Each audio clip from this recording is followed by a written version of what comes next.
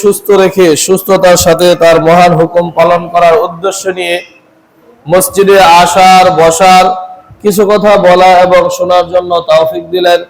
সেজন্য অন্তরের অন্তঃস্থল থেকে শুকরিয়া আদায় করি, বলি আলহামদুলিল্লাহ।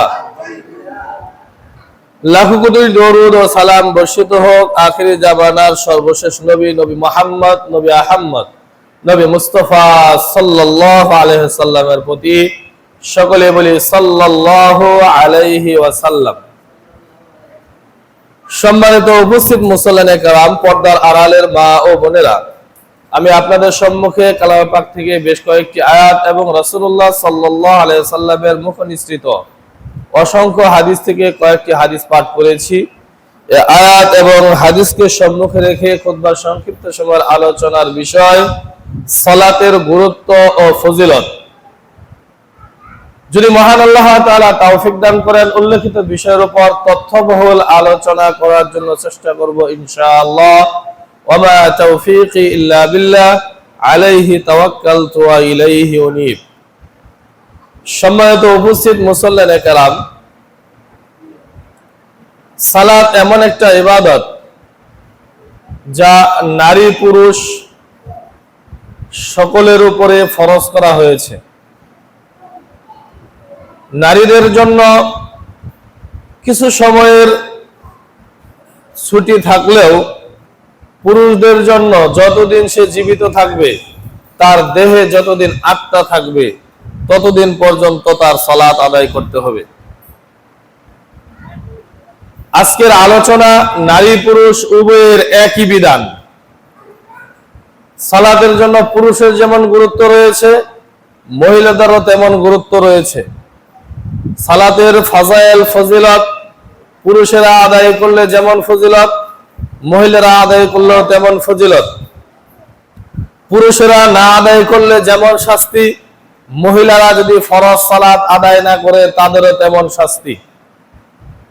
সালাত এমন একটা ইবাদত, সালাত এমন এক ব্যতিক্রম ধর্মী ইবাদত, যাকাত দিতে হলে ওযু করতে হয় না, পবিত্রতা অর্জন করতে হয় না। সিয়াম রাখলে ওযু করে সিয়াম রাখতে হয় না। আপনার কালেমা পড়তে গেলে ওযু করতে হয় না। কিন্তু নামাজ এমন একটা ইবাদত যার পূর্বে ওযু করে পবিত্রতা অর্জন করতে হয়।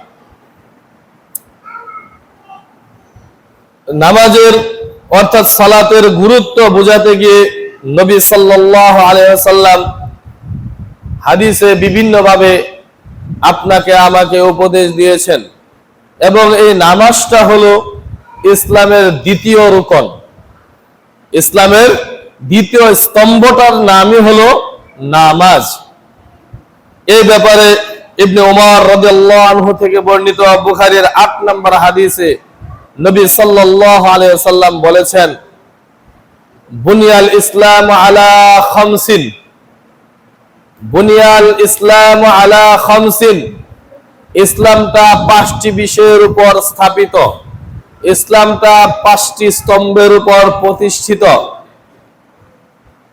1 নাম্বার শাহাদাতু আল্লাহ ইলাহা ইল্লাল্লাহ ওয়া আন্না মুহাম্মাদান আবদুহু ওয়া রাসূলুহু।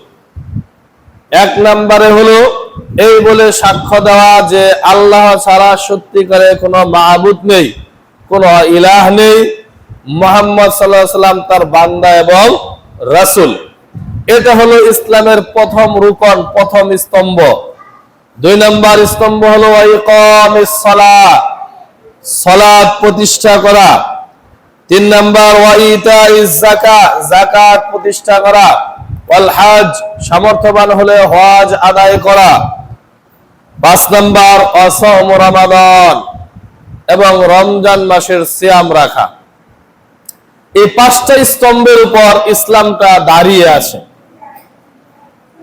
যখন আপনি কালেমা পাঠ করে দিলেন শাহাদাতু আল্লাহ ইলাহা ইল্লাল্লাহ, আল্লাহ ছাড়া সত্যিকারের কোনো মাবুদ নেই, মুহাম্মদ আল্লাহর বান্দা ও তার রাসূল, এই সাক্ষীটা যখনই আপনি আমি দিয়ে দিলাম, তখন থেকে আপনার আমার উপর দৈনিক 5 ওয়াক্ত সালাত ফরজ হলো। 5 ওয়াক্ত সালাত তখন থেকে আপনার উপর ফরজ, কিন্তু যাকাত এখনো ফরজ হয়নি যদি আপনি নিসাব পরিমাণ সম্পদের মালিক না হন। হজ এখনো আপনার উপর ফরজ হয়নি যদি অর্থকরী টাকা পয়সা আপনার না থাকে, শরীরে শক্তিমত্তা যদি না থাকে। আর রমজানের সিয়াম আপনার উপর ফরজ হয়েছে যদি আপনি অসুস্থ থাকেন।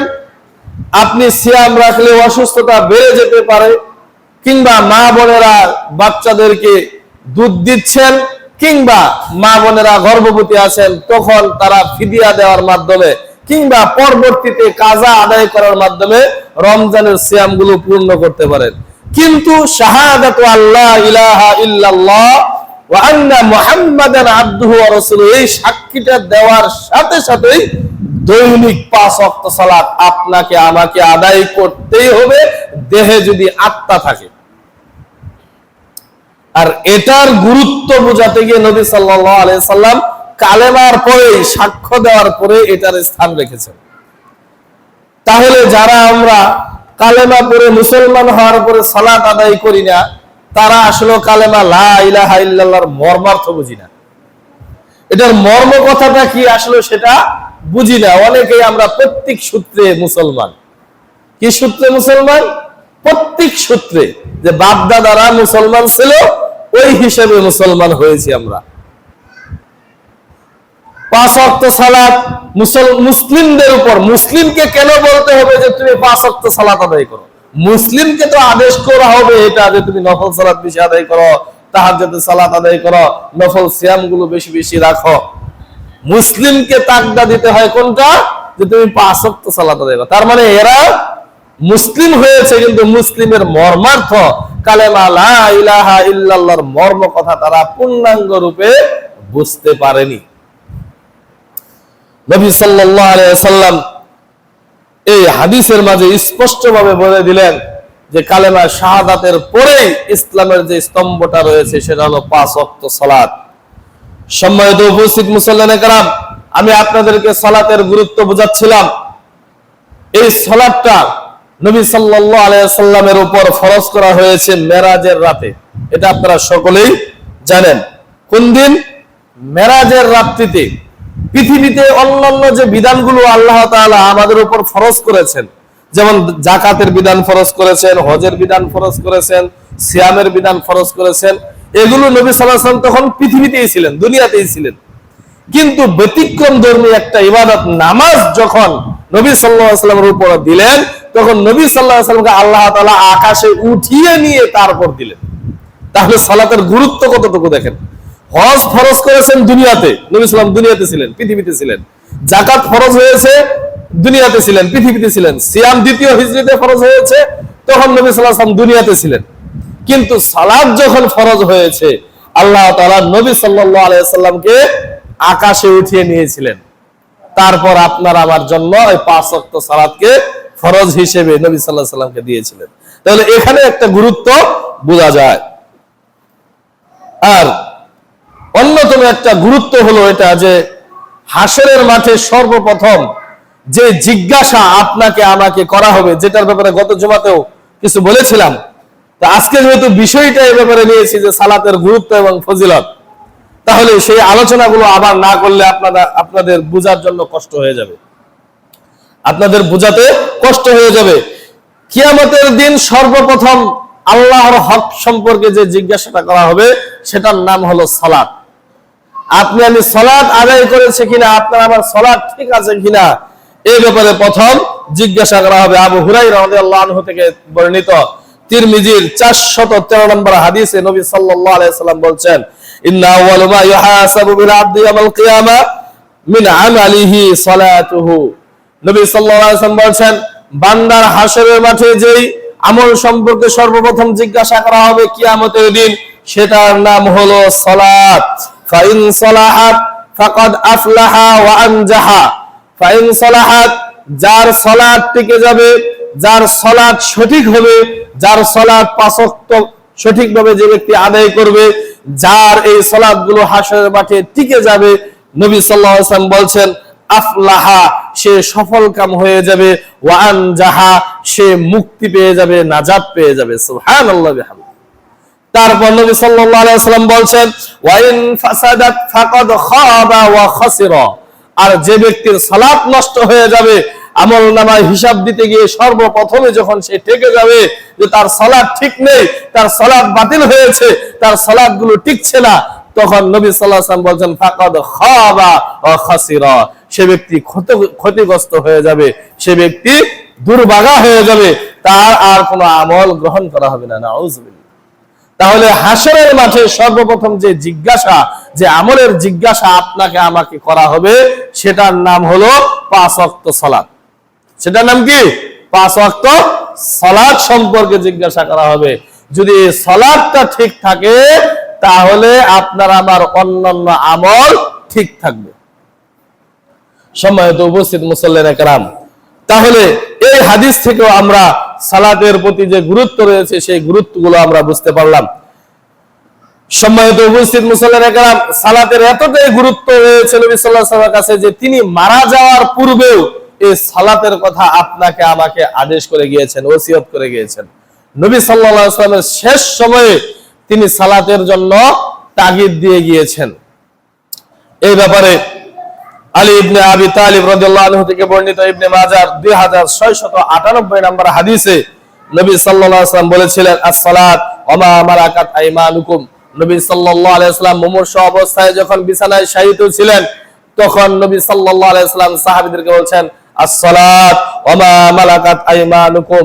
তোমরা সালাত প্রতিষ্ঠা করো এবং তোমাদের অধীনস্থ দাস দাসীদেরকে তোমরা কি করো? তাদের দেখভাল করো, তাদের দেখাশোনা করো। তাহলে এই হাদিসে নবী সাল্লাল্লাহু আলাইহি ওয়াসাল্লাম তার শেষ জীবনে যখন তিনি মারা যাচ্ছেন, তখনও নবী সাল্লাল্লাহু আলাইহি ওয়াসাল্লাম সাহাবীদেরকে উদ্দেশ্য করে বলেছেন, আস-সালাত ওয়া মা মালাকাত আইমানুকুম। আমার উম্মতেরা, তোমরা সালাত প্রতিষ্ঠা করো। তাহলে এই হাদিস থেকেও সালাতের গুরুত্ব কতটুকু নবী সাল্লাল্লাহু আলাইহি ওয়াসাল্লাম, বাচ্চা কি হয়েছে,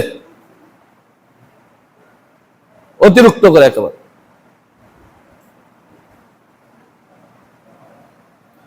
তাহলে নবী সাল্লাল্লাহু আলাইহি ওয়াসাল্লামের এই কথার দ্বারা বোঝা যাচ্ছে যে সালাতের অনেক গুরুত্ব রয়েছে। তারপর আল্লাহ তাআলা এই ব্যাপারে কোরআনুল কারীমে বলেছেন, সূরা বাকারার 143 নম্বর হাদিস। আমরা জানি যে বাইতুল মুকাদ্দাস যেটা ফিলিস্তিনে অবস্থিত রয়েছে, এই বাইতুল মুকাদ্দাসটা আপনার আমার নবী সাল্লাল্লাহু আলাইহি ওয়াসাল্লামের জামানায় 17 মাস কিবলা হিসেবে সালাত আদায় করা হয়েছে। বাইতুল্লাহ কিবলা হওয়ার আগে বাইতুল্লাহ কিবলা ছিল, মাঝখানে 17 মাস আল্লাহ তাআলা এই বাইতুল মুকাদ্দাসকে কিবলা করে দিয়েছিলেন। বুঝতে পারছেন? যখন আবার আপনার বাইতুল্লাহ কিবলা হলো, তখন মহান আল্লাহ তাআলা একটা আয়াত নাযিল করেন, ওয়া কানাল্লাহু লিউদিআ ঈমানাকুম। আল্লাহ তাআলা এই সালাতকে ঈমান বলেছেন। কোরআনে এই সালাতকে কি বলেছেন? ঈমান হিসেবে অবহিত করেছেন। অর্থাৎ যার সালাত আছে তার ঈমান আছে, যার সালাত নাই তার ঈমান নাই। নবী মহান আল্লাহ তাআলা বলছেন, আস-সালাত ওয়া মা মালাকাত আইমানুকুম। আস-সালাত ওয়া মা কানাল্লাহু লিউদিআ ঈমানাকুম। আল্লাহ তাআলা বলছেন, আর চলবে না, দুইটাই চলবে। মহান আল্লাহ তাআলা বলছেন, ওয়া মা কানাল্লাহু লিউদিআ ঈমানাকুম। তোমাদের পূর্ববর্তী যে ইবাদত, যে সালাত তোমরা বাইতুল মুকাদ্দাসের দিকে ফিরে সালাত আদায় করেছিলে, সেই সালাতগুলো তোমাদের বাতিল করা হবে না, সেই ঈমান তোমাদের বাতিল করা হবে না। অর্থাৎ মহান আল্লাহ তাআলা এখানে সালাতকে ঈমান হিসেবে অবহিত করেছেন। অর্থাৎ যার সালাত আছে সে ব্যক্তি ঈমানদার, যার সালাত নাই তার ঈমান নাই। তাহলে এখানেও আল্লাহ তাআলা গুরুত্ব দিয়েছেন এই সালাতকে। তারপর এই সালাতকে গুরুত্ব দিতে গিয়ে নবী সাল্লাল্লাহু আলাইহি ওয়াসাল্লাম বলছেন যে একটা সন্তানের যখন 7 বছর হবে, 7 বছর থেকে সালাতের আদেশ করা। যখন একটা বাচ্চার বয়স 7 বছর হবে, ছেলে হোক মেয়ে হোক, তখন থেকে সালাতের জন্য কি করা? আদেশ করা, হুকুম দেওয়া। এই ব্যাপারে আমর ইবনে শুআইব রাদিয়াল্লাহু আনহু থেকে বর্ণিত, তিনি তার পিতার মাধ্যমে তার দাদা থেকে বর্ণনা করেছেন। তিনি বলছেন, মুরু আওলাদাকুম বিস-সালাহ ওয়া হুম আবনাউ 7 সিনিন। যখন তোমাদের সন্তানদের বয়স 7 বছরে উপনীত হবে, যখন তাদের বয়স 7 বছর হবে, তখন তোমরা তোমাদের সন্তানদেরকে সালাতের আদেশ করো। ওয়াদরিবুহুম আলাইহা ওয়া হুম আবনাউ 10। যখন তাদের বয়স 10 বছর হবে তখন যদি তারা সালাত আদায় না করে, ওয়াদরিবুহুম, তখন তাদেরকে লাঠি দিয়ে লাঠি পেটা করো। মনে হয় আপনাদেরকে বোঝাতে পারলাম না। নবী সাল্লাল্লাহু আলাইহি সাল্লাম বলছেন, মুরু আওলাদাকুম বিসসালাহ ওয়া হুম আবনাউ 10 সিনিন। যখন তোমাদের সন্তানদের বয়স হবে 7 বছর, ওয়া হুম আবনাউ 7 সিনিন, যখন তোমাদের সন্তানের বয়স হবে 7 বছর, তখন তোমরা তোমাদের সন্তানদেরকে সালাতের কথা বলো, সাথে করে মসজিদে নিয়ে আসো। তাদেরকে বলো, বাবা তোমার বয়স 7 হয়েছে, চলো মসজিদে যাই, সালাত আদায় করার জন্য মসজিদে সাথে করে নিয়ে আসেন। নিজে টাকা দেবেন। যখন তার বয়স ওয়াদরিবুহুম আলাইহা ওয়া হুম আবনাউ 10 সিনিন, যখন তাদের বয়স 10 বছর হয়েছে, তখন আপনি যদি তারা সালাত আদায় না করে বাজার থেকে একটা কঞ্চা কেটে, বাঁশের ডাল কেটে কিংবা গাছের একটা ডাল কেটে হাতে নেন, যদি সে সালাত আদায় না করে তাকে পিটিয়ে পিটিয়ে সালাত আদায় করান, আপনি বাবা হিসেবে ব্যর্থ। এখানে আপনি বাবা হিসেবে এখানে ব্যর্থ। আপনি আপনার ছেলেকে বলতে পারেন না, বাবা সালাত আদায় করো। সালাত আদায় না করলে এই যে হাতে লাঠি দেখতে পাচ্ছ, এই লাঠি দিয়ে আমি তোমার পিঠে আঘাত করব। আপনি এই জায়গায় ব্যর্থ। আপনি নিজেও আদায় করেন না, আপনার ছেলেকেও সালাতের কথা আপনি বলতে পারেন, আপনি এখানে ব্যর্থ। ওয়াদরিবুহুম আলাইহা ওয়া হুম আবনাউ 10 সিনিন ওয়া ফাররিকু বাইনাহুম ফিল মাদাজি'i। 10 বছর হলে সালাতের জন্য আঘাত করো এবং বিছানা আলাদা করে দাও। আমরা বিছানা ঠিক আলাদা করি, কিন্তু সালাতের কথা আমরা আমাদের সন্তানদেরকে বলতে পারি না। এই জায়গায় আমরা সকল বাবারা ব্যর্থ, এই জায়গায় আমরা অপারগ। অনেক আলেমরা এই কথা বলে থাকে, যে সন্তানের 10 বছর হওয়ার পরও সালাত আদায় করে না, ওই সন্তানের বাবা বেঁচে আছে। আমি এটা বিশ্বাস করি না। কথাটা মনে হয় বুঝাতে পারলাম না। অর্থাৎ যার বয়স 10 হয়েছে তারপর সে সালাত আদায় করে না, তার মানে ওর বাবা বেঁচে থাকা আর না বেঁচে থাকা একই কথা। সালাতের গুরুত্ব বুঝাচ্ছিলাম আপনাকে। অর্থাৎ আপনার বয়স যখন 10 হয়েছে, 10 হওয়া থেকে নিয়ে মৃত্যুর আগ পর্যন্ত 5 ওয়াক্ত সালাত আপনাকে আমাকে আদায় করতেই হবে। বাবা হিসেবে ছেলেকে আদেশ করতে হবে সালাতের, সালাত আদায় করবে না, লাঠি পেটা করতে হবে। মা হিসেবে মেয়েকে বলবে, বাবা হিসেবে মেয়েকে বলবে, সালাত আদায় করো, সালাত আদায় করবে না, লাঠি পেটা চলবে। আজ পর্যন্ত শুনলাম না কোনো জায়গায়, সমাজের কোন জায়গায় শুনলাম না যে আমার বাবা, ছেলে এসে বলতেছে আমার বাবা সালাত আদায় করে না কারণে লাঠি পেটা করেছে। বাবা চিন্তা করে সারাদিন লেখাপড়া করে সকাল 6টায় কোচিং এ যেতে হয়, পরীক্ষা চলতেছে, কিসের নামাজ একটু ঘুম পারো, ঘুমিয়েছে, কিসের আবার ফজরের নামাজ, ঘুমাইছে, তার ঘুম ভাঙানো যাবে, কষ্ট দেওয়া যাবে? আপনি আপনার ছেলেকে জাহান্নামে নিয়ে যাচ্ছেন। আমরা কেউ কিন্তু আপনার আমার সন্তানকে পানিতেই, যে পানিতে সে সাঁতার কাটতে পারে না, পুকুরে নামতে দেই না। কেন? যে সে তো সাঁতার জানে না, সে এখানে গিয়ে হাবুডুবু খেয়ে পানি খেয়ে মারা যাবে, তাই না? সামান্য দুনিয়ার আগুনে আমরা ফেলাই না তাকে, তাকে মাটিতে রাখি না। একটা কথা আছে না, মাটিতে রাখি না উলিয়ে ধরবে, মাথায় রাখি না উকুনে খাবে। রাখি কোথায়? বুকের মধ্যে। কিন্তু এই বুকের মধ্যে এই ভালোবাসা আপনার আমার প্রকৃত ভালোবাসা নয়। আপনার আমার এই ভালোবাসা তাকে জান্নাতে নিয়ে যাবে না, আপনার আমার এই ভালোবাসা তাকে জাহান্নাম থেকে বাঁচাবে না। যদি আপনি আসলে আপনার সন্তানকে ভালোবাসেন, 10 বছর হওয়ার পর থেকে আপনি আপনার সন্তানকে সালাতের আদেশ করেন, সালাত আদায় করবে না, লাঠি পেটা করেন, তাহলে না আপনি আপনার সন্তানকে ভালোবাসেন, এটা বোঝা যাবে। সম্মানিত উপস্থিত মুসল্লিয়ানে কেরাম, এতক্ষণ আমি আপনাদেরকে সালাতের গুরুত্ব বুঝালাম। অর্থাৎ 10 বছর হয়েছে মানে আপনাকে আর বলার প্রয়োজন নেই, আপনি সালাত আদায় করেন, অটোমেটিকলি আপনার উপর সালাত ফরজ হয়েছে। এবার আসেন সালাত আদায়ের ফজিলত। আমরা যদি সালাত আদায় করি এর বিনিময়ে আমরা কি পাবো, এর ফজিলতটা কি? সূরা মাআরিজ আয়াত নাম্বার 34, 35 এবং 36 এ মহান আল্লাহ তাআলা বলছেন, সালাত আদায়ের মাধ্যমে আপনি আমি জান্নাত লাভ করতে পারবো। যদি আপনি আমি সালাত আদায় করি, এর বিনিময়ে আল্লাহ তাআলা আপনাকে আমাকে কি দিবেন? জান্নাত দিবেন। এই ব্যাপারে মহান আল্লাহ তাআলা বলছেন, ওয়াল্লাযীনা হুম আলা সালাতিহিম ইউহাফিজুন। যারা তাদের সালাতকে হেফাজত করে, যারা তাদের সালাতকে কি করে? হেফাজত করে, মানে কি? আদায় করে। যারা তাদের সালাতকে সময় মতো কি করে? আদায় করে। উলাইকা ফি জান্নাতিন মুকরামুন, আল্লাহ তাআলা তাদেরকে জান্নাতে সম্মানিত করবেন। সুবহানাল্লাহ। তাহলে এই আয়াত থেকে আমরা পাইলাম, যদি আপনি আমি সালাত আদায় করি তাহলে আল্লাহ তাআলা আপনাকে আমাকে কোথায় সম্মানিত করবেন? ফি জান্নাতিন মুকরামুন, জান্নাতে সম্মানিত করবেন। সুবহানাল্লাহ। তাহলে সালাত আদায় করা মাধ্যমে আপনাকে আমাকে জান্নাতে আল্লাহ তাআলা সম্মানিত করবেন। এবার আসেন একটা হাদিসের দিকে যাই। আবু উমামা রাদিয়াল্লাহু আনহু থেকে বর্ণিত, তিরমিজির 616 নম্বর হাদিস। নবী সাল্লাল্লাহু আলাইহি ওয়াসাল্লাম বলেন, সাল্লু খামসাকুম ওয়া সুমু শাহরাকুম ওয়া আদু যাকাতা আমওয়ালিকুম ওয়া আতিউ যা আমরিকুম তাদখুলু জান্নাত রাব্বিকুম। সাল্লু খামসাকুম, তোমরা 5 ওয়াক্ত সালাত আদায় করো। তোমাদের উপর যখন যাকাত ফরজ হবে তোমরা যাকাত আদায় করো। যখন তোমাদের রমজান মাস আসবে রমজানের সিয়ামগুলো রাখো। তারপর তোমরা আতিউ যা আমরিকুম, মানুষের সাথে ভালো আচরণ করো। তাদখুলু জান্নাত রাব্বিকুম, এই সালাত আদায় করার মাধ্যমে, যাকাত দেওয়ার মাধ্যমে, সিয়াম রাখার মাধ্যমে তোমরা তোমাদের প্রতিপালকের জান্নাতে প্রবেশ করো। সুবহানাল্লাহ। সুমু সাল্লু খামসাকুম, সাল্লু খামসাকুম, তোমরা 5 ওয়াক্ত সালাত আদায় করো।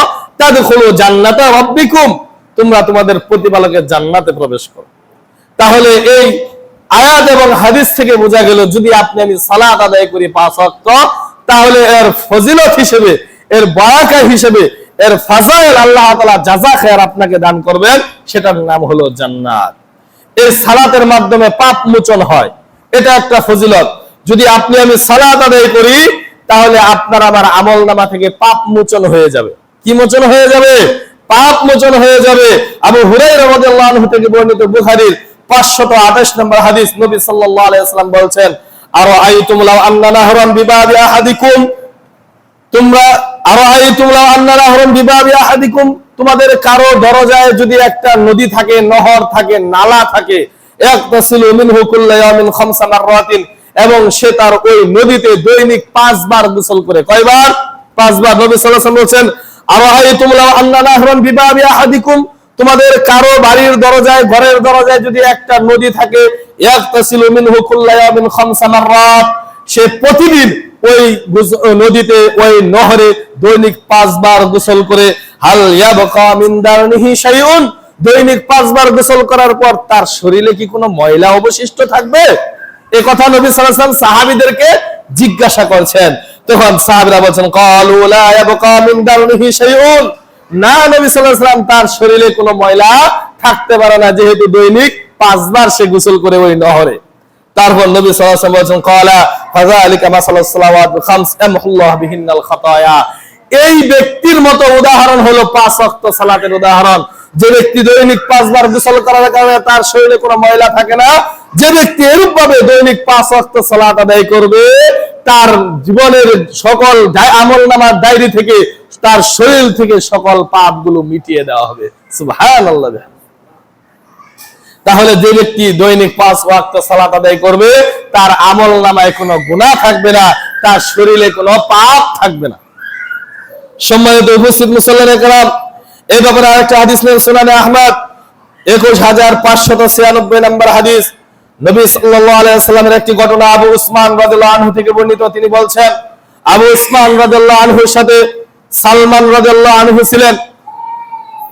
উসমান রাদিয়াল্লাহু আনহু হঠাৎ করে, আবু উসমান রাদিয়াল্লাহু আনহু হঠাৎ করে তার সাথে অবস্থান করছিলেন সালমান রাদিয়াল্লাহু আনহু। তখন উসমান রাদিয়াল্লাহু আনহু একটা গাছের শুকনা ডাল হেলিয়ে দিলেন। হেলিয়ে দেওয়ার পর ওই শুকনা পাতাগুলো, সব পাতাগুলো ঝরে গেল। তখন উসমান রাদিয়াল্লাহু আনহু, আবু উসমান রাদিয়াল্লাহু আনহু সালমান রাদিয়াল্লাহু আনহুকে জিজ্ঞাসা করলেন, হে সালমান, আপনি কি আমাকে জিজ্ঞাসা করবেন না আমি এই কাজটা কেন করলাম? তখন সালমান রাদিয়াল্লাহু আনহু আবু উসমান রাদিয়াল্লাহু আনহুকে জিজ্ঞাসা করলেন, এই কাজটা আপনি কেন করলেন?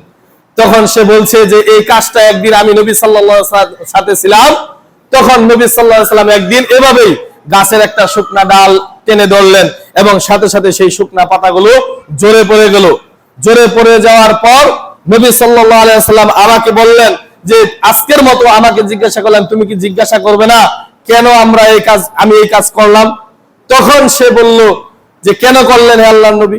তখন বললেন যে যে ব্যক্তি 5 ওয়াক্ত সালাত আদায় করে এই শুকনা ডালটা টেনে ধরার কারণে যেমনই ভাবে এই শুকনা ডালের সকল মরা পাতাগুলো ঝরে পড়ে গেল, যে ব্যক্তি 5 ওয়াক্ত সালাত আদায় করে তার আমলনামা থেকে গুনাহগুলো এইভাবে ঝরে পড়ে যায়। সুবহানাল্লাহ। এই কথা বলে নবী সাল্লাল্লাহু আলাইহি ওয়াসাল্লাম একটা আয়াত তিনি তেলাওয়াত করলেন, সূরা হুদ 11 নম্বর সূরার 100। আর চলবে না, আর চলবে না, কি বলছি শুনছেন? আর চলবে না ফেন। সূরা হুদের 114 নম্বর আয়াতে নবী সাল্লাল্লাহু আলাইহি ওয়াসাল্লাম আয়াতটা তেলাওয়াত করলেন, ওয়া আকিমিস সালাতা তারফাইন নাহার ওয়া যুলাফাম মিনাল লাইল ইন্নাল হাসানাতি ইযহিবনাস সাইয়্যাত। মহান আল্লাহ তাআলা বলছেন সূরা হুদের মধ্যে এই হাদিসটা বলার পর নবী সাল্লাল্লাহু আলাইহি ওয়াসাল্লাম এই আয়াতটা বলছেন, আকিমিস সালাহ তারফাইন নাহার, তোমরা সালাত আদায় করো দিনের দুই ভাগে, দুই প্রান্তে, ওয়া যুলাফাম মিনাল লাইল, রাতের কিছু অংশে, ইন্নাল হাসানাতি ইযহিবনাস সাইয়্যাত, নিশ্চয় ভালো কাজ পাপকে মিটিয়ে দেয়, ওয়া যালিকা যিকরা লিয-যাকিরিন, আর এটাই হলো স্মরণকারীদের জন্য, উপদেশ গ্রহণকারীদের জন্য একটা উপদেশ। অর্থাৎ আপনি আমি যদি দিনে সালাত আদায় করি, রাত্রির কিছু অংশে সালাত আদায় করি, যদি আপনার আমার আমলনামায় পাপ থাকে, গুনাহ থাকে, এই ভালো কাজ করার কারণে পাপগুলো আল্লাহ তাআলা কি করেন? মিটিয়ে দেন। সুবহানাল্লাহ। তাহলে এই আয়াত এবং হাদিস থেকে আমরা স্পষ্ট প্রমাণ পেলাম, যদি আপনি আমি সালাত আদায় করি তাহলে আপনার আমার আমলনামা থেকে আল্লাহ তাআলা কি করবেন? গুনাহগুলো মিটিয়ে দেবেন। যেমন ভাবে মরা গাছ থেকে, মৃত গাছ থেকে, মৃত গাছের ডাল থেকে পাতাগুলো ঝরে যায়, দেখবেন বসন্তের আগে এমন কিছু গাছ আছে যে গাছে একটা পাতাও থাকে না, সকল পাতা ঝরে যায়। ঠিক তেমনি ভাবে যে ব্যক্তি 5 ওয়াক্ত সালাত আদায় করবে তার আমলনামা থেকে গুনাহগুলো এভাবে ঝরে যাবে। সুবহানাল্লাহ। সম্মানিত উপস্থিত মুসল্লিরা কেরাম, আমি আপনাদেরকে সালাতের ফজিলত বোঝাচ্ছিলাম।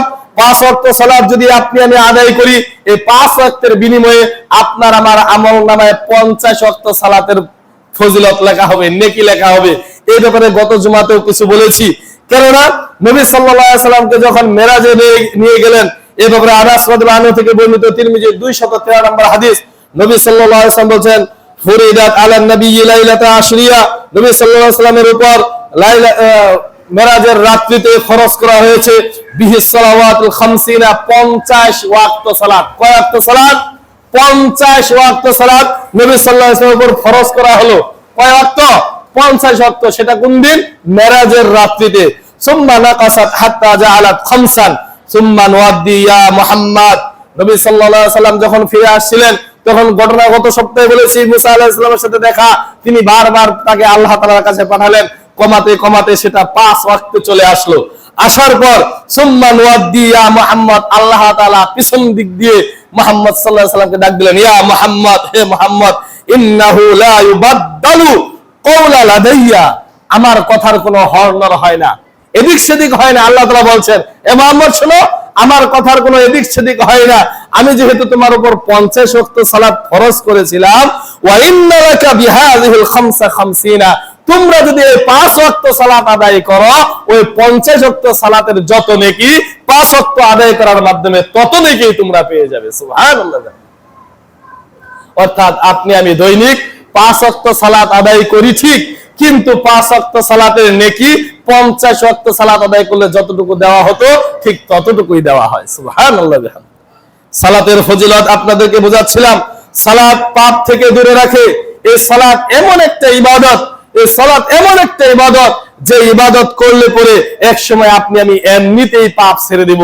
আল্লাহ তাআলা এই ব্যাপারে বলছেন সূরা আনকাবুত 29 নম্বর সূরার 45 নম্বর আয়াত, আল্লাহ তাআলা বলছেন, ইন্নাস সালাতা তানহা আনিল ফাহশাই ওয়াল মুনকার, নিশ্চয়ই সালাত সকল প্রকার অশ্লীল ফাহিশা কাজ থেকে বিরত রাখে। একজন সাহাবী নবী সাল্লাল্লাহু আলাইহি ওয়াসাল্লামের কাছে এসে বলছেন, হে আল্লাহর নবী, এই ব্যক্তি, অমুক ব্যক্তি দিনের বেলা সালাত আদায় করে রাত্রির শেষ ভাগে চুরি করে। একজন সাহাবী নবী সাল্লাল্লাহু আলাইহি ওয়াসাল্লামের কাছে এসে নালিশ দিচ্ছেন, হে আল্লাহর নবী, ওই যে অমুক ব্যক্তি দিনের বেলা রাত্রের প্রথম অংশে সালাত আদায় করে কিন্তু শেষ ওয়াক্তে গিয়ে রাতের শেষ ভাগে চুরি করে। তখন নবী সাল্লাল্লাহু আলাইহি ওয়াসাল্লাম বললেন, তুমি তার যে আমলের কথা বললে যে সে সালাত আদায় করে, এক সময় তার এই সালাতই তার চুরি থেকে তাকে বাধা দিবে। তার মানে এই হাদিস এবং এই আয়াত প্রমাণ করে, যদি একজন ব্যক্তি পাপ কাজ করে, অশ্লীল কাজ করে, সালাত আদায় করতে করতে এক সময় তার ভিতরে অনুশোচনা আসবে, আমি সালাত আদায় করছি তাও ঘুষ খাচ্ছি, আমি সালাত আদায় করছি সুদ খাচ্ছি, আমি সালাত আদায় করছি সিনেমা দেখছি, আমি সালাত আদায় করছি গান বাজনা শুনছি, আমি সালাত আদায় করছি অন্যের মেয়ের সাথে প্রেম আলাপে লিপ্ত আছি। এই অনুশোচনা এক সময় আসার পর সে বলবে, না না আমি সালাত আদায় করছি আবার পাপ কাজ করব, না না আমি পাপ কাজ ছেড়ে দিব। এক সময় এভাবে সে পাপ কাজ ছেড়ে দিবে, কারণ আল্লাহর আয়াত, আল্লাহ তাআলা বলছেন ইন্নাস সালাতা তানহা আনিল ফাহশাই ওয়াল মুনকার, নিশ্চয় সালাত এমন একটা ইবাদত যা বান্দার সকল অশ্লীল সকল খারাপ কাজ থেকে বান্দাকে বিরত রাখে। এই জন্য আপনি যে পরিস্থিতিতে থাকুন না কেন, আপনি সুদ খাচ্ছেন তারপরে সালাত আদায় করুন, ঘুষ খাচ্ছেন তাও সালাত আদায় করুন, জিনা করছেন তাও সালাত আদায় করুন। এক পর্যায়ে এসে আপনার নিজের ভিতরে অনুশোচনা আসবে, আহা আমি সালাত আদায় করি আবার ঘুষ খাই, আমি সালাত আদায় করি আবার সুদ খাই।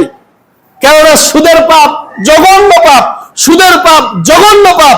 নবী সাল্লাল্লাহু আলাইহি ওয়াসাল্লাম বলেছেন 1 টাকা সুদ খেলে মায়ের সাথে 36 বার জিনা করার সমান।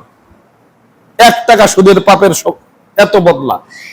1 টাকা সুদ খাবে মানে মায়ের সাথে 36 বার জিনা করবে, খালার সাথে বুবুর সাথে 36 বার জিনা করবে। আল্লাহ তাআলা মাফ করুন। এক সময় এই পাপ থেকে সে বেরিয়ে আসবে কিসের বদলতে? ওই যে সালাত আদায় করে। এই জন্য এটা আল্লাহ তাআলার কথা। সম্মানিত উপস্থিত মুসল্লিয়ানে কেরাম, তারপর যে ব্যক্তি সালাত আদায় করবে, নবী সাল্লাল্লাহু আলাইহি ওয়াসাল্লাম বলেছেন সালাত আদায়কারী ব্যক্তি শহীদদের সাথে এবং সিদ্দিকদের সাথে অবস্থান করবে। সিদ্দিক মানে সত্যবাদী, শহীদ মানে আল্লাহর রাস্তায় যুদ্ধ করতে গিয়ে যারা শহীদ হয়েছে তাদের সাথে অবস্থান করবে। এই ব্যাপারে নবী সাল্লাল্লাহু আলাইহি ওয়াসাল্লাম বলছেন, একজন সাহাবী নবী সাল্লাল্লাহু আলাইহি ওয়াসাল্লামকে জিজ্ঞাসা করলেন, হে আল্লাহর রাসূল, আমি যদি সাক্ষ্য প্রদান করি যে আল্লাহ তাআলা সত্যিকারের কোনো মাবুদ নেই, নবী মুহাম্মদ আল্লাহর বান্দা এবং রাসূল, এবং আমি সালাত আদায় করি, যাকাত দেই, তাহলে এর বিনিময়ে আমি কি পাবো? তখন নবী সাল্লাল্লাহু আলাইহি ওয়াসাল্লাম বলেন, মাতা আলাইয়া হাযা, যে ব্যক্তি এই কাজগুলো করার পর মারা যাবে, অর্থাৎ কি করবে? সাক্ষ্য দিবে লা ইলাহা ইল্লাল্লাহ, আল্লাহ ছাড়া সত্যিকারের মাবুদ নেই, ওয়া আন্না মুহাম্মাদান আবদুহু ওয়া রাসূলুহু, মুহাম্মদ তার বান্দা এবং রাসূল, এবং সালাত আদায় করবে, যাকাত দেবে, সিয়াম রাখবে। এই অবস্থায় যদি মারা যায়, কানা মিনাস সিদ্দিকিন ওয়াশ শুহাদা, সে ব্যক্তি হাশরের মাঠে সিদ্দিক এবং শহীদগণের সাথে থাকবে। সুবহানাল্লাহ। এই সালাতের ফজিলত আমি আপনাদেরকে কিভাবে বুঝাই? যদি আপনি আমি সালাত আদায় করি, তাহলে নবী সাল্লাল্লাহু আলাইহি ওয়াসাল্লাম বলছেন হাশরের মাঠে আপনি আমি সত্যবাদীদের সাথে শহীদগণদের সাথে অবস্থান করব। সালাতের ফজিলত বলতে গিয়ে নবী সাল্লাল্লাহু আলাইহি ওয়াসাল্লাম এই সালাতকে নূর বলেছেন। হাশরের মাঠে এই সালাতটা আপনার আমার জন্য নূর হবে। বুরাইদা রাদিয়াল্লাহু আনহু থেকে বর্ণিত সুনানে আবি দাউদের 561 নম্বর হাদিসে নবী সাল্লাল্লাহু আলাইহি ওয়াসাল্লাম বলছেন, বাশশিরিল মাশাঈনা ফিজ যুলামি ইলাল মাসাজিদ বিন নূরিত তাম ইয়াউমাল কিয়ামা।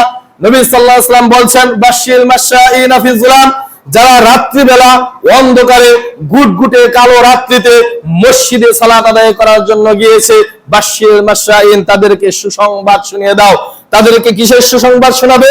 বিন নূরিত তাম ইয়াউমাল কিয়ামা, কিয়ামতের দিন আল্লাহ তাআলা তাদেরকে পূর্ণ নূর দান করবে।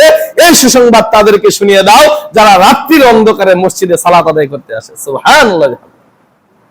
অর্থাৎ এই হাদিস থেকে আমি আপনাদেরকে বুঝাইলাম যে এই সালাতটা হলো আপনার আমার জন্য আলো, এই সালাতটা হলো আপনার আমার জন্য নূর। হাশরের মাঠে আপনাকে আমাকে পূর্ণ নূর দেওয়া হবে, পূর্ণ আলো দেওয়া হবে। সম্মানিত উপস্থিত মুসল্লিয়ানে কেরাম, এতক্ষণ আমি আপনাদেরকে সালাতের গুরুত্ব এবং সালাতের ফজিলত বুঝালাম। এবার আসেন সালাত পরিত্যাগ করলে এর ভয়াবহতা কি। আপনি আমি যদি 5 ওয়াক্ত সালাত ছেড়ে দেই, তাহলে এর ভয়াবহতাটা কি, এর পাপটা কি? 1 নাম্বার পাপ হলো সালাত ছেড়ে দিলে আপনাকে আমাকে জাহান্নামে যেতে হবে। সালাত যদি 5 ওয়াক্ত আপনি আমি না আদায় করি, প্রথম যেই ক্ষতিটা আপনার আমার, সেটা হলো আপনাকে আমাকে জাহান্নামে দেওয়া হবে। এ ব্যাপারে আল্লাহ তাআলা সূরা মুদ্দাসির 74 নম্বর সূরার 40, 41, 42 এবং 43 নম্বর আয়াতে আল্লাহ তাআলা বলছেন, ইয়াতাসাআলুনা আনিল মুজরিমিন, পাপীরা একে অপরকে জিজ্ঞাসা করবে, একজন আরেকজনের সাথে কথোপকথন করবে যখন তাদেরকে জাহান্নামে দিয়ে যাওয়া হবে। বলবে, মা সালাকুম ফি সাকার, কিসে তোমাদেরকে সাকর নামক জাহান্নামে নিয়ে আসলো? আল্লাহ তাআলা বলছেন ইয়াতাসাআলুনা আনিল মুজরিমিন, পাপীরা একে অপরকে জিজ্ঞাসা করবে মা সালাকাকুম ফি সাকার, কিসে তোমাদেরকে সাকার নামক জাহান্নামে নিয়ে আসলো? তখন তারা বলবে ক্বালু লাম নাকু মিনাল মুসাল্লিন, ক্বালু লাম নাকু মিনাল মুসাল্লিন, হায় হায় আফসোস, আমরা তো মুসল্লি ছিলাম না, এজন্য আজকে আমরা সাকার নামক জাহান্নাম। জাহান্নামীরা নিজেরাই বলবে আজকে আমরা এই জাহান্নামে এসেছি কারণ আমরা মুসল্লি ছিলাম না। প্রথম। তারপর আল্লাহ তাআলা আরো বলছেন সূরা মাউন 107 নম্বর সূরার 4, 5, 6 নম্বর আয়াত আল্লাহ তাআলা বলছেন ফাওয়াইলুল লিল মুসাল্লিন, মুসল্লিদের জন্য ওয়াইল নামক জাহান্নাম, আল্লাযীনা হুম আন সালাতিহিম সাহুন আল্লাযীনা হুম ইরাউন, যারা তাদের সালাত সম্পর্কে উদাসীন, যারা তাদের সালাতকে এমনিতেই হেলায় ফেলায় নষ্ট করেছে, যারা সালাত সম্পর্কে উদাসীন, ফাওয়াইলুল লিল মুসাল্লিন, তাদের জন্য রয়েছে ওয়াইল নামক জাহান্নাম, আল্লাযীনা হুম ইরাউন, এবং যারা লোক দেখানোর জন্য সালাত আদায় করে। অর্থাৎ যারা সালাত সম্পর্কে উদাসীন এবং মানুষকে দেখানোর জন্য সালাত যারা আদায় করে, আল্লাহ তাআলা বলছেন তাদের জন্য ওয়াইল নামক জাহান্নাম। মানুষকে দেখানোর জন্য যদি আপনি আমি সালাত আদায় করি, যেমন অনেকে হয়তো বা এরকম চিন্তা ভাবনা করে যে আজকে জুমার দিন, আজকে যদি সালাত আদায় করতে না যায় মানুষে কি বলবে, সারা সপ্তাহের খবর নেই, এই চিন্তা যারা করে মসজিদে এসেছেন তাদেরকেই আল্লাহ তাআলা বলেছেন তারাই হলো ওয়াইল নামক জাহান্নামের বাসিন্দা, যারা মানুষকে দেখানোর জন্য ইবাদত করে, মানুষ কি বলবে এটা থেকে বাঁচার জন্য ইবাদত করে। আল্লাহ তাআলা এই ব্যাপারে আরো বলছেন সূরা মারিয়াম 19 নম্বর সূরার 59 নম্বর আয়াত আল্লাহ তাআলা বলছেন আল্লাযীনা হুম আন সালাতিহিম আল্লাযীনা হুম ফাখলাফা মিন বাদিহিম খালফুন আদাউস সালাহ ওয়াত্তাবাউশ শাহাওয়াতি ফাসাউফা ইয়ালকাউনা গায়্যা।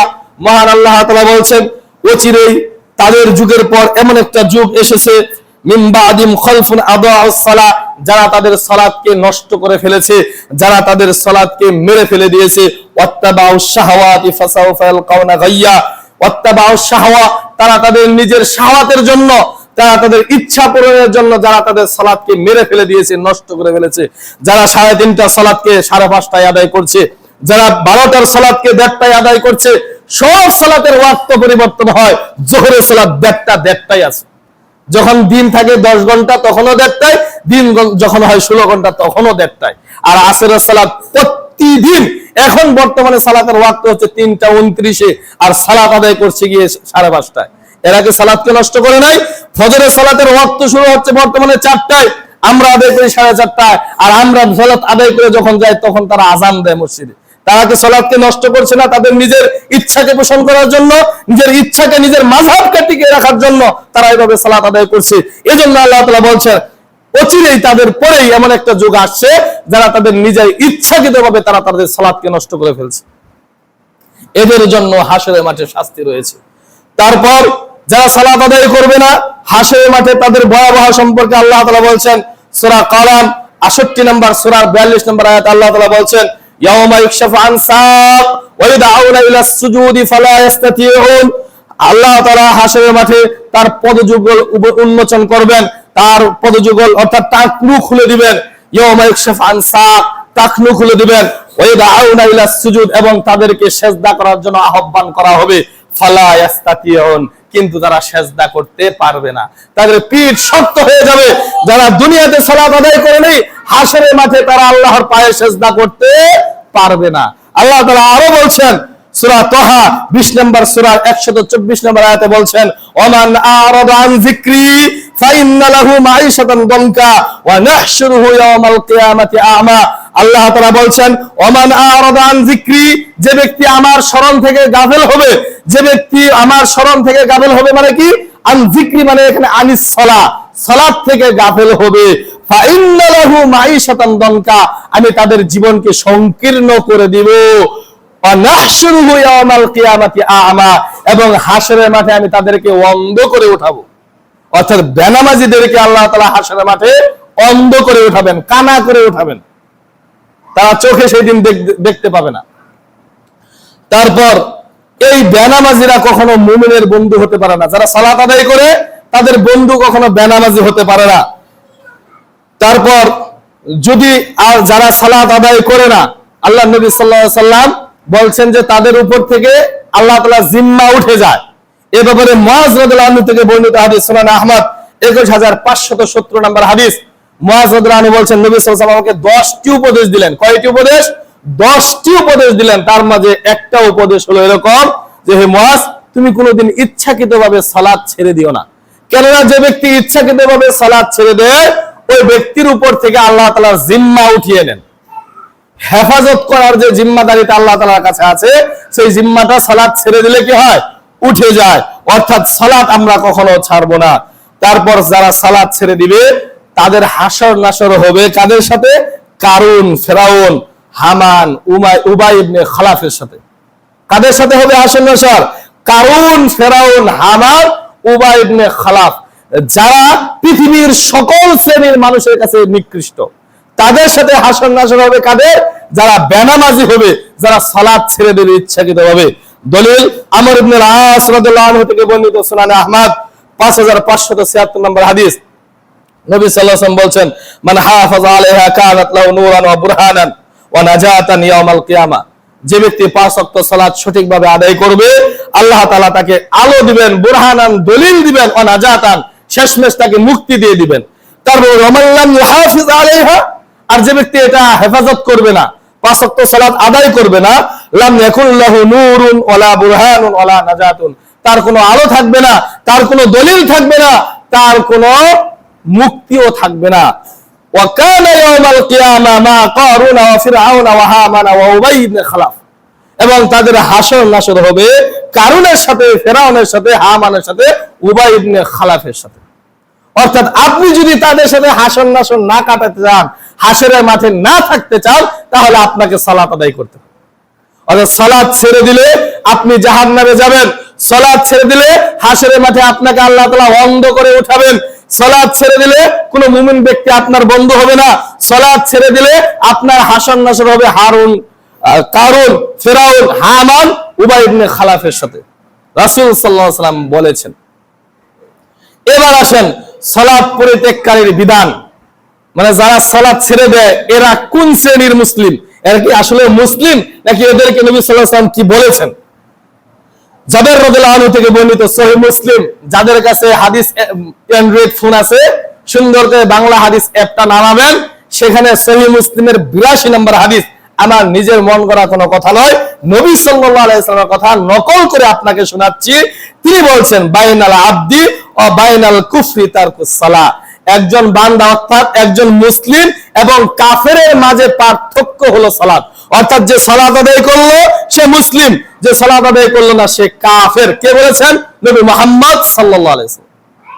অর্থাৎ যারা সালাত আদায় করেন না, আমি আপনাকে বলছি না, নবী মুহাম্মদ সাল্লাল্লাহু আলাইহি ওয়াসাল্লাম প্রায় 1500 বছর আগেই বলে দিয়েছেন, যারা সালাত আদায় করে না তারা কাফের। আজ পর্যন্ত কি দেখেছেন কোন হিন্দু বিধর্মীদেরকে জানাজা দিচ্ছে? দেখেছেন? যারা কাফের তাদের কি জানাজা হয়? জানাজা হয় না। তাহলে যে ব্যক্তি সালাত আদায় করে না তাকে নবী সাল্লাল্লাহু আলাইহি ওয়াসাল্লাম কাফের বলেছেন, তার মানে ওরও কি নাই? জানাজা নাই। ওর জানাজা বেনামাজিরা পড়বে। কোন নামাজি ব্যক্তি তার জানাজায় অংশগ্রহণ করবে না। কেনা পড়বে? বেনামাজিরা বেনামাজি জানাজা পড়বে। কিভাবে পড়বে তারা জানা জানে। অর্থাৎ নবী সাল্লাল্লাহু আলাইহি ওয়াসাল্লাম বেনামাজিদেরকে কাফের বলেছেন। যারা সালাত ছেড়ে দেয় তারা কাফের, যারা 5 ওয়াক্ত সালাত পড়ছে না তারা কাফের। কে বলেছেন? নবী মুহাম্মদ সাল্লাল্লাহু আলাইহি ওয়াসাল্লাম। আরো বলেছেন বুরাইর রাদিয়াল্লাহু আনহু থেকে বর্ণিত তিরমিজি 2621 নম্বর হাদিস, আল আহদুল্লাযী বাইনানা ওয়া বাইনাহুমুস সালাহ ফামান তারাকাহা ফাকাদ কাফার। আল আহদুল্লাযী বাইনানা ওয়া বাইনাহুম, আমাদের মাঝে এবং তাদের মাঝে একটা অঙ্গীকার আছে। নবী সাল্লাল্লাহু আলাইহি ওয়াসাল্লাম বলেছেন আমাদের মাঝে এবং কাফেরদের মাঝে একটা অঙ্গীকার আছে, মুনাফিকদের মাঝে একটা অঙ্গীকার আছে। as-salatu ফামান তারাকাহা ফাকাদ কাফার। যে ব্যক্তি সালাত ছেড়ে দিল সে ব্যক্তি কাফের হয়ে গেল। নাউযুবিল্লাহ। অর্থাৎ আপনি আমি অবলীলায় এমনিতেই 5 ওয়াক্ত সালাত ছেড়ে দিচ্ছি, কোন রকম কোনো অনুশোচনা হয় না।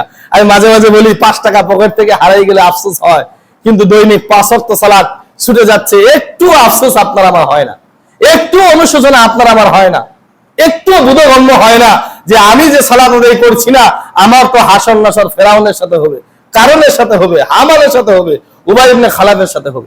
হবেই হবে। নবী সাল্লাল্লাহু আলাইহি ওয়াসাল্লাম বলেছেন মানে হবেই। একজন বেনামাজির জানাজা নেই এবং বেনামাজি হাসরের মাঠে ফেরাউনের সাথে থাকবে, হারুনের সাথে থাকবে, কারুনের সাথে থাকবে, হামানের সাথে থাকবে, উবাই ইবনে খালাফের সাথে থাকবে।